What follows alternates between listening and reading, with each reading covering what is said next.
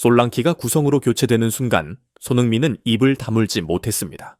이전까지 비교적 담담한 표정으로 경기를 지켜봤던 장면과 확연히 달랐고 솔랑키는 올 시즌만 3번째 부상입니다. 포트넘 입단 이전까지 고질적인 부상이 없었고 내구성은 검증받은 선수였음을 상기하면 올 시즌 솔랑키에게는 데뷔 후 가장 반전에 가까운 시즌입니다. 하지만 포트넘에게 낯선 장면이 아니고 첼시를 상대로 이름복희 전을 가진 보메로와 반더벤 2명이 모두 9-10분을 채우지 못하고 실려나간 기억이 있습니다.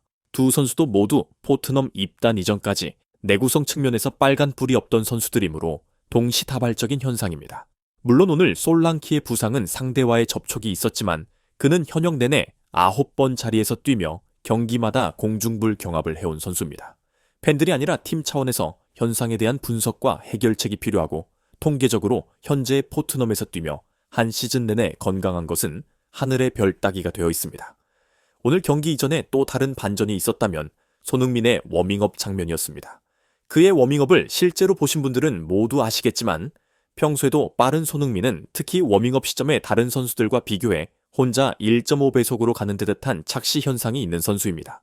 워밍업은 가볍게 하는 선수들도 포함되어 있기에 한 화면으로 보면 비교적 높은 에너지로 예열을 하는 손흥민이 특히 빨라 보이는 현상입니다. 하지만 오늘 손흥민은 일주일 휴식을 하고 들어온 다른 날들에 비해서 확연히 무거워 보였습니다. 독일 시절을 포함하여 벌써 15년째 그의 워밍업 대부분을 지켜봤고 오늘 같은 날 실제 경기에서 그가 대단한 활약을 펼친 경기는 제로에 가까웠습니다. 워밍업에서 움직임이 빠를수록 원더골의 확률이 높았다고 말해도 과언이 아닐 만큼 그의 운동 능력은 경기장 입장과 동시에 보여졌습니다. 공식적인 부상 소식은 업계 훈련 중에 가벼운 터박상이나 근육의 회복 문제 혹은 일시적인 컨디션 저하 등 다양한 추측이 가능하고 오늘만큼은 예상이 틀리길 바랐지만 한 장면에서 평소와 다름이 확연히 나타나기도 했습니다.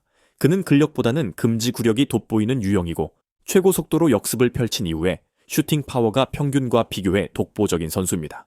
즉, 근육이 발휘할 수 있는 최대의 힘보다는 등 수축을 오랫동안 유지할 수 있는 신체적 특성을 가지고 있고 상당히 많은 선수들이 역습 끝에 단독 찬스에서 어이없는 슈팅을 날리는 장면과 아예 다른 손흥민 피니쉬의 핵심이었습니다.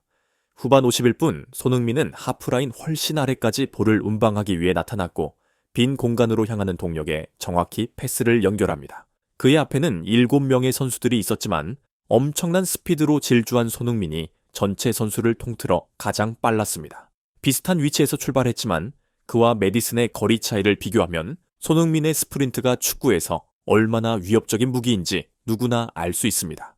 결국 볼은 다시 손흥민에게 전달되었고 손흥민은 경기장 절반을 뛰어온 상태에서 남은 체력으로 3명을 따돌리기 위해 횡으로 가속하기 시작합니다. 그와 함께 먼 거리를 달려온 7명의 상대들은 당연히 빈 공간으로 치고 가는 손흥민을 제어하지 못했고 슈팅각을 막기 위한 움직임도 느려져 있었습니다. 반전은 손흥민이 디딤발을 짚는 순간 상체가 뒤로 열려버렸고 공은 하늘로 향했습니다. 보통 선수가 경기장 반을 달려와서 홈런을 날리는 것은 경기마다 보여지는 익숙한 전개이지만 손흥민은 슈팅 상황에서 상체각을 내리는데 거의 목숨 건 사람입니다. 현역 내내 팀 훈련이 끝나면 개인 슈팅 훈련을 진행했고 포인트는 상체 각도와 디딤발의 안정성이었습니다. 이는 16살 손흥민과 20살 이후 손흥민의 최대 차이입니다. 달리는 폼이나 드리블 시습관들은 과거와 비슷하지만 그의 슈팅 폼과 디테일은 아예 다른 사람이라 봐도 될 정도로 차이가 있습니다. 결국 손흥민은 특정 시기부터는 가능한 빠른 슈팅보다는 볼을 하늘로 보내진 않겠다는 의지가 분명해 보이고 이는 현역 내내의 정확도란 측면에서 그의 무기가 되어 왔습니다. 오늘 슈팅 장면에서의 모션 디테일은 사이버그 같아 보였던 기존의 금지 구력과 비교해서 사람 같아 보였고 경기 이전의 워밍업 장면과도 연결선상이 있습니다. 참고로 지난 입스위치전에서는 역습 이후의 슈팅에서 특유의 상체 모션을 가져갔고 디딤발은 완벽했으며 함께 달려온 누구보다 높은 에너지 레벨을 보이고 있었기에 일시적인 하루로 보여지고 부디 원인이 무엇이든 원래의 컨디션을 기원합니다. 오늘 말고도 올 시즌 몇 번의 혼란이 있었지만 대부분 상체각의 문제가 아니라 공이 발에 맞는 임팩트 지점의 미스였으므로 이는 운동 능력 혹은 체력과는 관계가 없습니다. 오늘 해설자는 손흥민이 과거와 비교해 그런 현상이 많다고 지적했지만 슈팅 디테일을 분석하면 정확히 오늘 같은 상황은 시즌을 통틀어 2번째이므로 일시적인 현상이고 20대가 아니라 10대 선수라도 경기장 절반을 달려오면 에너지가 떨어지고 상체가 열리는 것은 인간에게 원래 당연한 현상입니다. 만약 손흥민이 남은 시즌 경기마다 스프린트 이후 오늘 같은 자세로 슈팅을 마무리한다면 그때가 과거와 다르다고 말할 수 있는 시점이고 시즌 이후에는 우스울 만큼 적은 수치입니다. 오늘 경기의 총평은 토트넘은 중원이 삭제되었고 상대의 전방 압박의 1차 빌드투업이 90분 내내 봉쇄당했다입니다. 평소엔 파이널 서드에서의 창의력 등 다양한 주제가 나타났지만 오늘은 특히 골키퍼의 패스 이후 시작 지점부터 아예 빠져나오지 못하는 양상이 이어졌습니다. 최근 많은 팀들은 이 같은 경기 흐름에선 킥앤로시가 조합되며 전방을 압박한 상대 선수들이 없는 빈 공간을 노리는 축구가 보여지지만 토트넘은 1차 빌드 기업에서 롱패스가 제로에 가까웠고 숏패스만으로 탈출을 시도했지만 여의치 않았습니다.